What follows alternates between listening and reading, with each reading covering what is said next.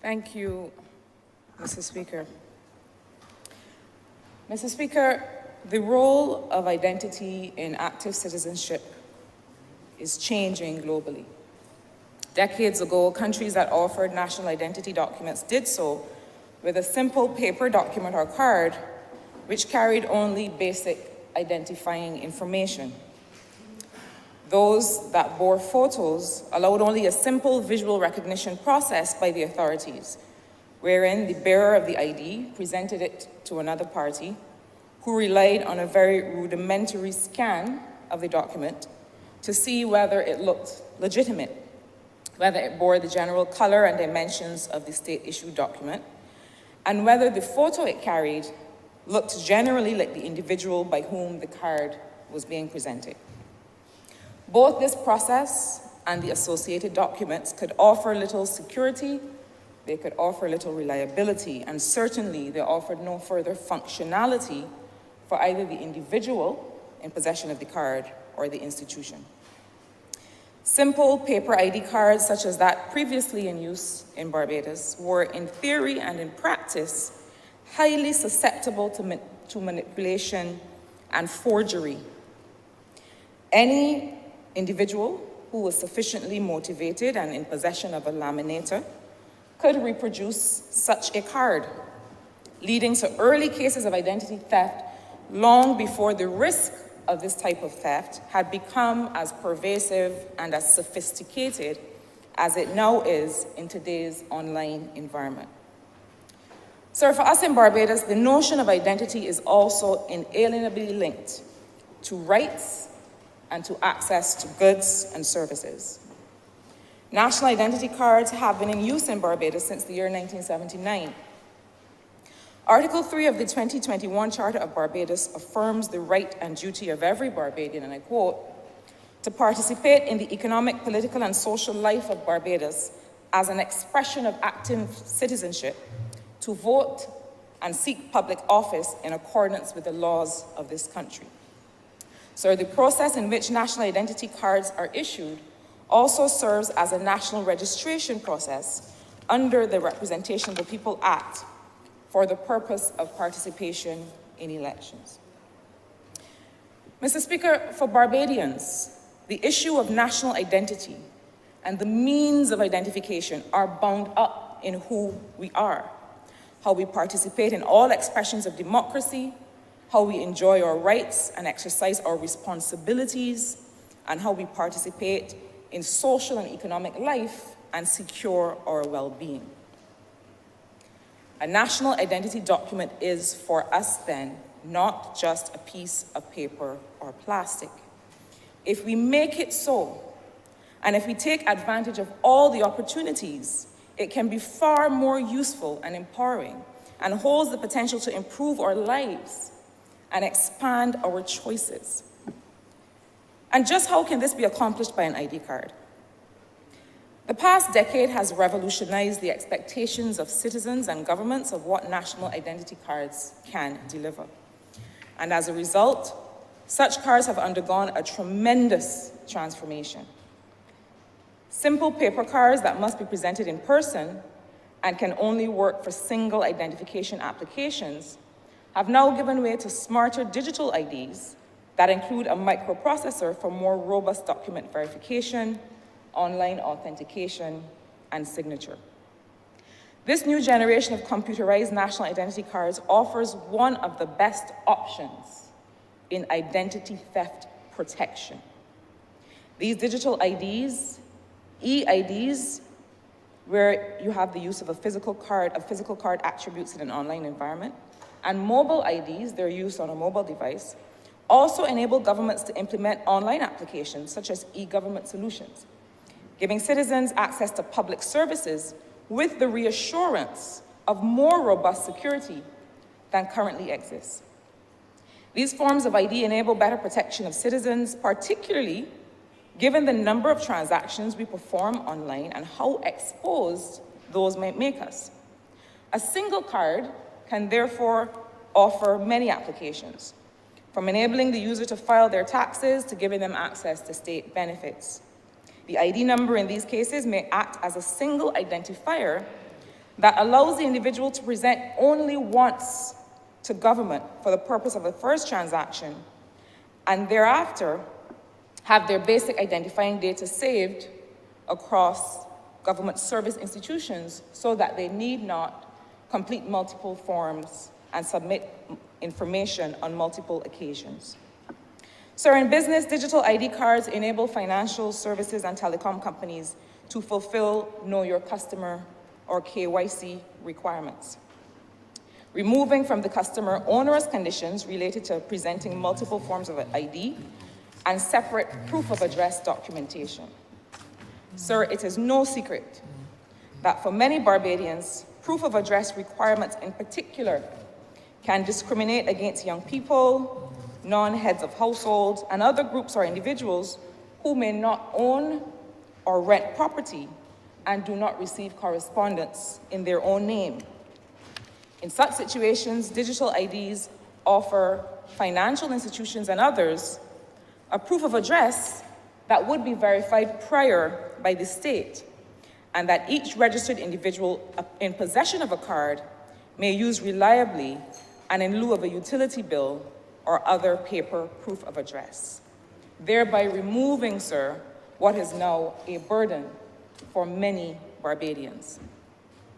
It is the provision of these benefits, together with other practical considerations, which served as the basis for a decision by the Cabinet of Barbados in February 2019, I quote, that the Barbados National Identification ID be replaced by a digital ID with more advanced technical capabilities. In order to bring effect to this decision, the Barbados Identity Management Act, or BIM Act 2021, was passed, and it was proclaimed in March 2021. This act provides for the establishment, maintenance, and regulation of a national identity management system that facilitates the enrollment and re-registration of citizens of Barbados and persons who are not citizens of Barbados but who are legally resident in Barbados for a period of 6 months or more. It provides for the compilation and maintenance of a database of such persons to be known as the National Register, for the issue of new identification cards and national identity credentials to each person registered in the National Register. It further provides for the facilitation of the verification and authentication of identity information for all persons registered in the National Register, and for the preservation, protection, security, and confidentiality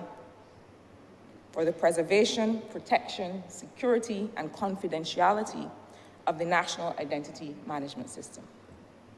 In furtherance of this, the legislation enacted a number of provisions that I wish to revisit here today.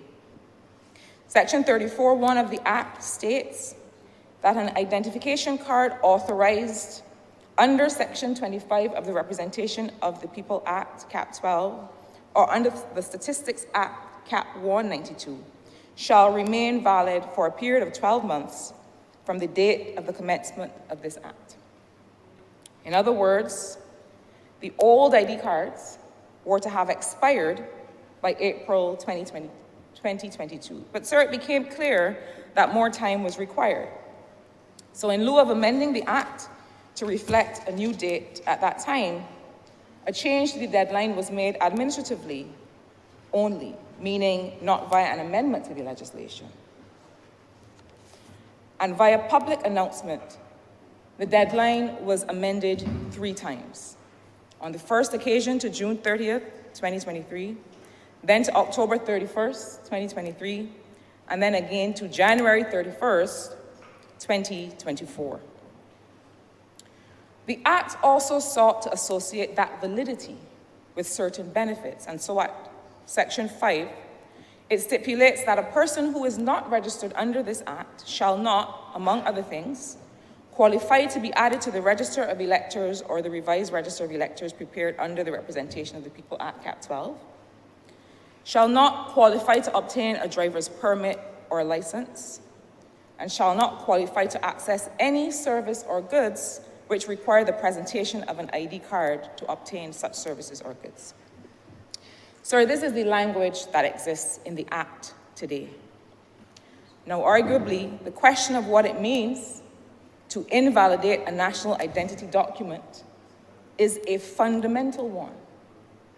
And further, the extent to which the presence or absence of that document should affect a citizen's access to certain rights and privileges is more fundamental still. Mr. Speaker, it is these questions and the need to bring clarity to the way forward today on the eve of the announced deadline, and in consideration of the performance of the Barbados National ID Project. It is these questions, sir, that bring us here today. Starting in early 2017, 82% of all countries issuing national ID cards implemented digital ID programs. Sir, I will repeat that. 82%, starting in 2017, of all countries issuing national ID cards opted to begin the implementation of digital IDs in their stead. And other countries have taken and retain to this day the mandatory approach that the BIM Act originally takes. Passed on 20th of June 2019, the 2019-1157 EU regulation, European Union regulation, gives its member states 2 years to implement ID cards with security features aligned with those of passports. Those member states, along with Iceland, Norway, and Liechtenstein, were required to start to issue those new cards with a secure contactless chip, with the holder's photo with 2 fingerprints, and to do so within the 2021 to 2022 time frame, as the directive came into force 12 months after its publication, and states were given 2 years to comply. All of those member states and others have continued to apply the mandatory approach.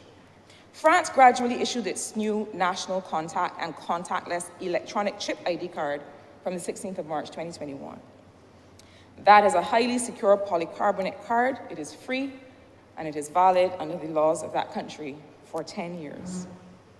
The Philippines, with a population of 113 million, began in 2020 with an aim to create a single national identification system with a unique ID number and an electronic card for every citizen and resident of the country. As is our own intent, the card is to allow an individual to present once to government for services and for basic identifying information to be accessible in a secure environment across various government access points like licensing authority, polyclinics, port authority, and other state agencies. State entities validating the card would be able to access only that basic identifying information, as well as only the additional information relevant to that particular transaction that is stored administratively by that institution. So this is the Philippines, with a population of 113 million. 50 million people were registered by the end of December 2021, less than half. While that country had a target of issuing 50 million cards by the end of 2022, only 29 million were issued by the end of January 2023. The government of the Philippines then set new targets and new deadlines and continues the process today. Mr. Speaker, I share this information to give some context to the performance of the Barbados National ID Project up to this point. As of January 26, 2024, 243,320 people have registered for the new Barbados ID card. The 2021 Population and Housing Census estimates the resident population of Barbados at 269,090. 243,320 people compared to a resident population of 269,090 have registered for the Barbados ID card. So even adjusting for non-resident citizens who have registered, that would still put us at least 88% new registration. But sir, I go further. One of our populations of greatest concern has been that of pensioners or the elderly, who use their ID card for transportation, for medicines, and financial and other transactions. On this basis, paying particular attention to the population over the age of 51, I can report to this chamber that 108,338 people of that over 51 population have registered for the new card. Correcting, sir, for the likely count of 50-year-olds, the non-resident citizens and other standard error, that still gives us at least a 98.2% uptake of the card among Barbadians 50 years old and over.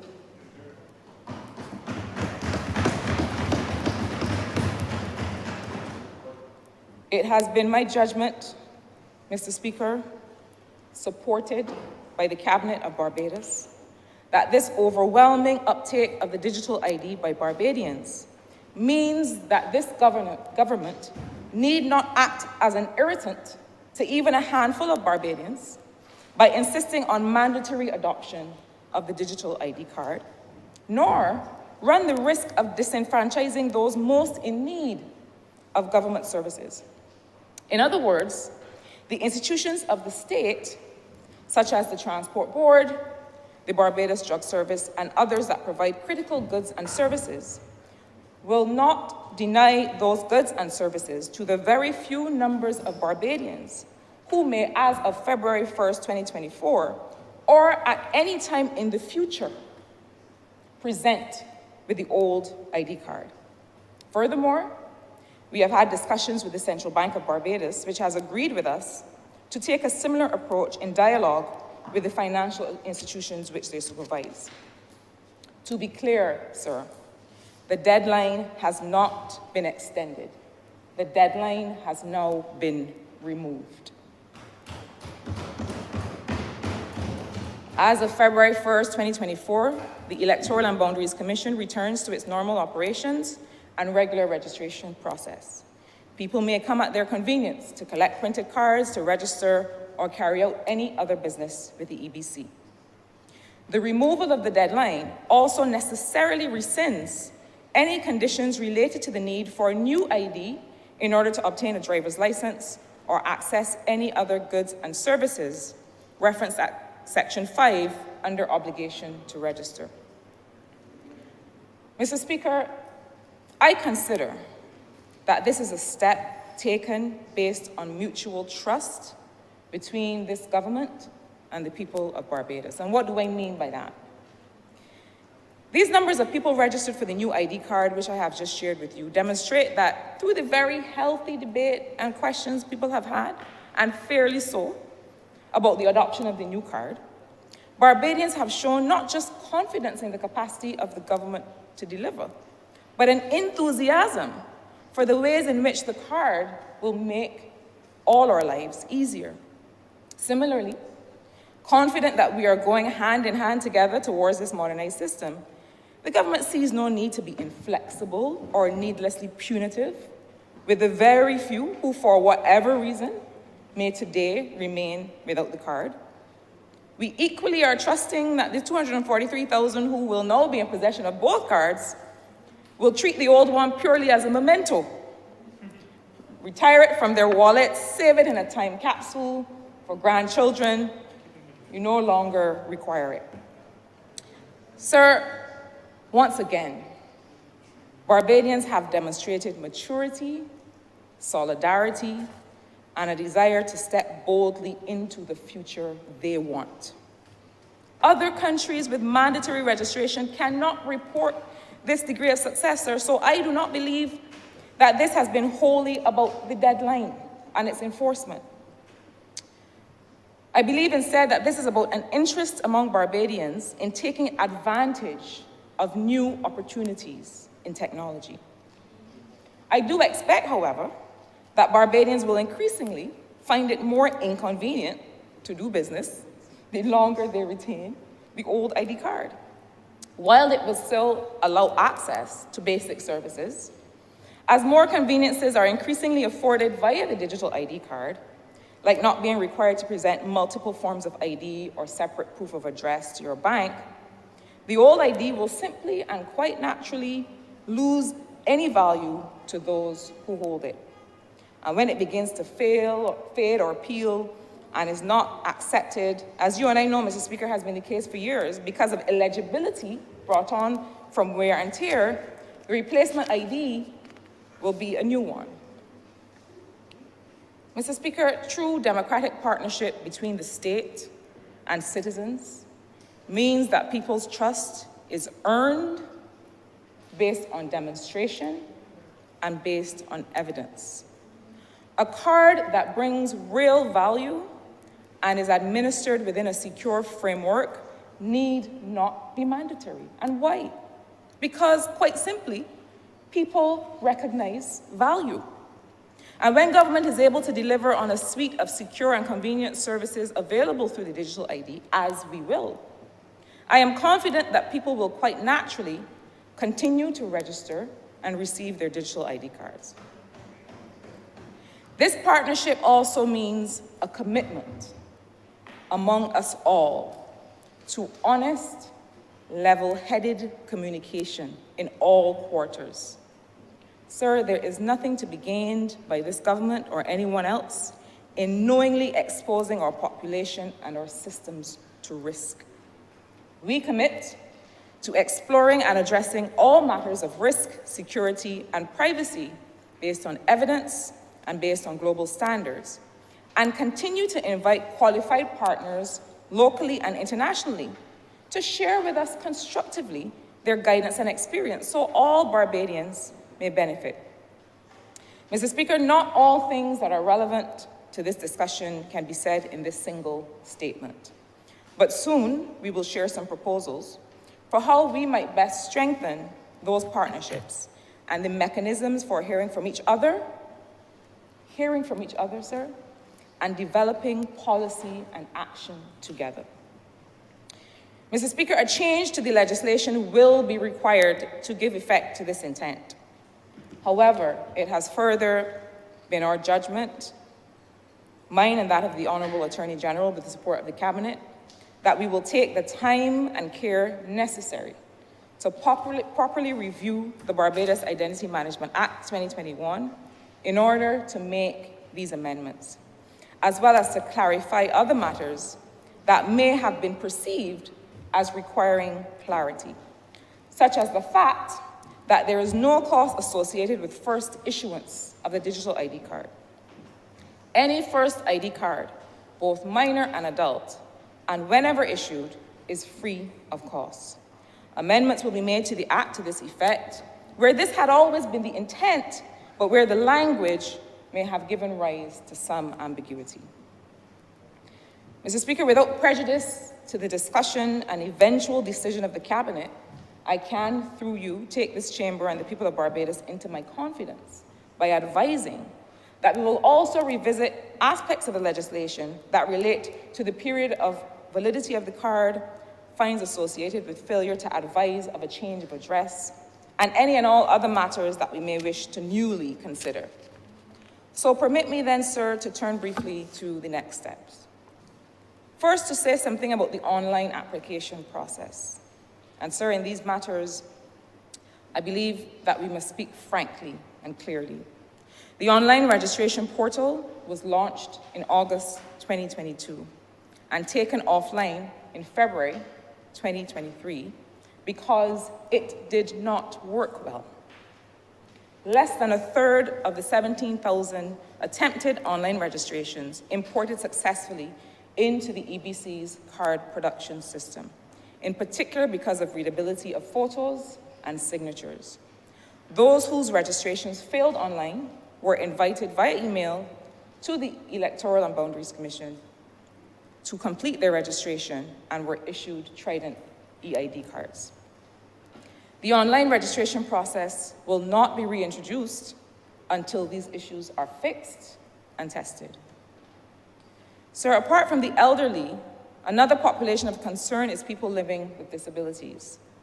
EBC has had a dedicated system for receiving information from those individuals and deploying registering officers to find and register them in place.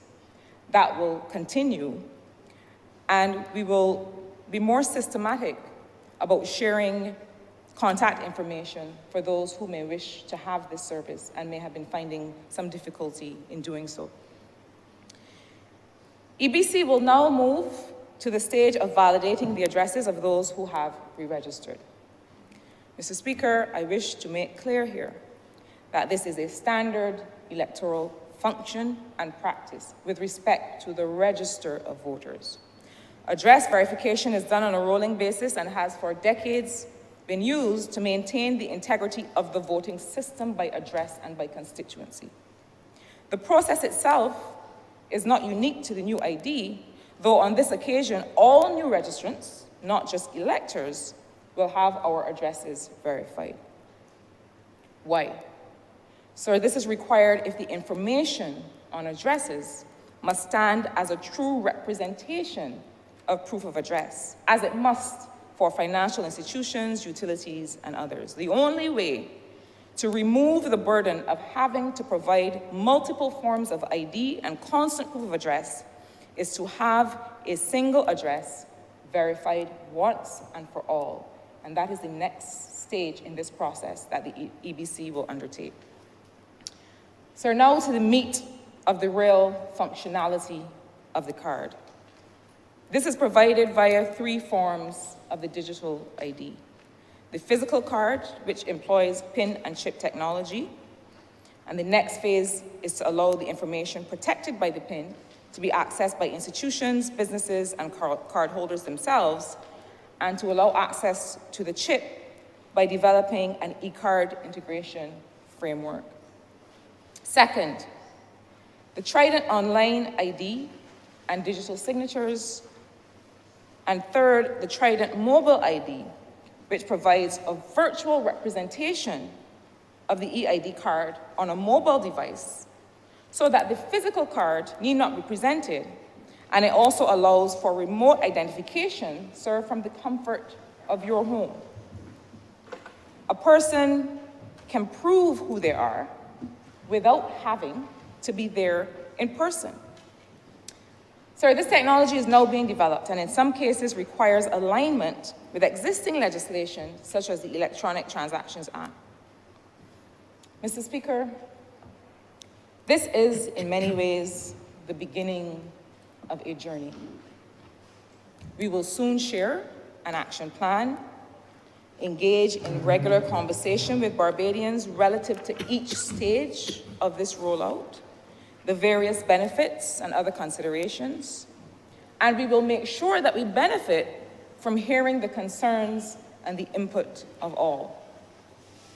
Sir, I thank my colleagues who came before me and worked toward this major national transition.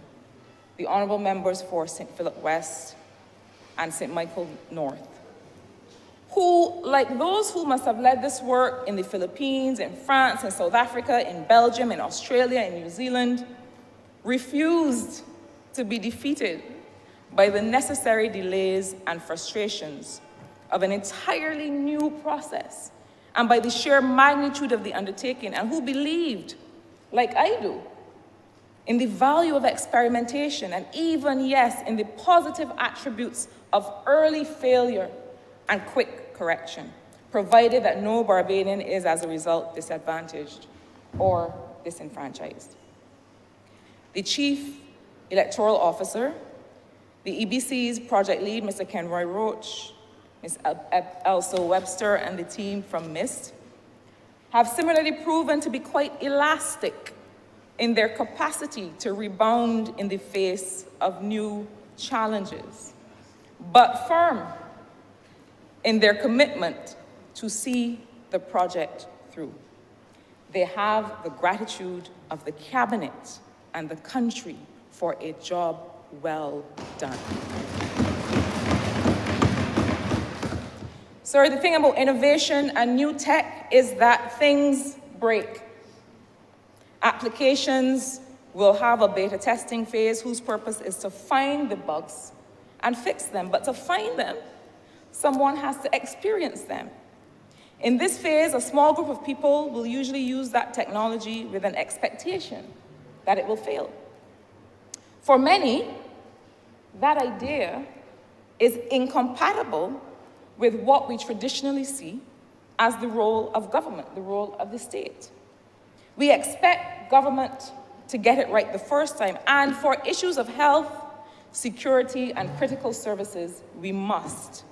We must not take unnecessary risks that cause harm. But for other things, sir, we will need to have a beta testing mindset.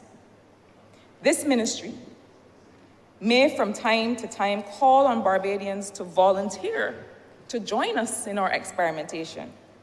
I hope some will be among the willing to fail first and early so that we all succeed. Mr. Speaker, as I close, this Trident ID is a tremendous opportunity, not just to remove nuisance and bureaucracy from the lives of Barbadians, but to start a new, honest conversation about the risks and benefits of new tech. In the last 3 weeks, I have felt the energy and enthusiasm of those within and outside MIST, within and outside government in the private and third sectors, and within and outside Barbados, of those who want this country and its people to win. In the coming weeks and months, you will see us in a process of finding and deploying the talent that exists all over this country, this region, and this world, and of training in new skills for those who want to push themselves further.